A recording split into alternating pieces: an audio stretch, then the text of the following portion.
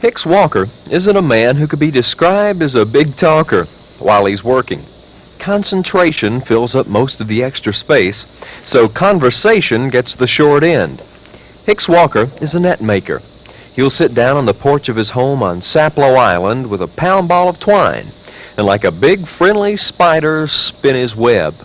He had an uncle who 50-some-odd years ago taught his nephew the knots and loops that finally become a cast net. It's a task that's usually performed in silence.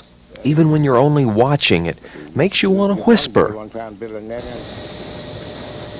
it a hard thing to learn? It ain't too hard to learn. When you want to catch on, you got it all right. It's just getting the catch of it. Yeah. His nets are working nets. Mullet, shad, and shrimp will usually find themselves tangled inside on a one-way trip to the dinner table. Hicks weaves 5 or 6 nets a year for himself and friends. When you're fishing several days a week, it makes sense to have a spare. Have you ever lost a net? I bet that's Yes, sir. I bet that's a bad feeling, working all that time making one and watching it sink. Yes, sir. I always keep 1 or 2 ahead, you know. I was lost one. I got one. I already got one. I was keep 2 net ahead all the time. I got 2 cast nets and not a cent net right now.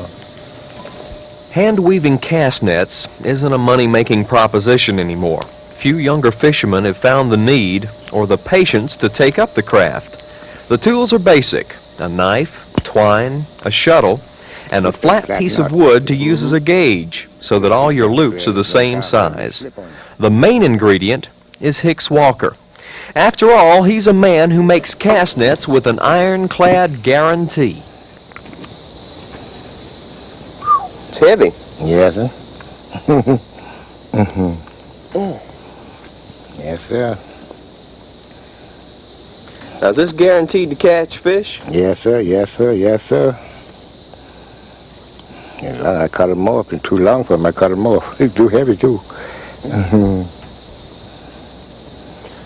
Well, you just can't beat a proposition with a net that's guaranteed to catch fish.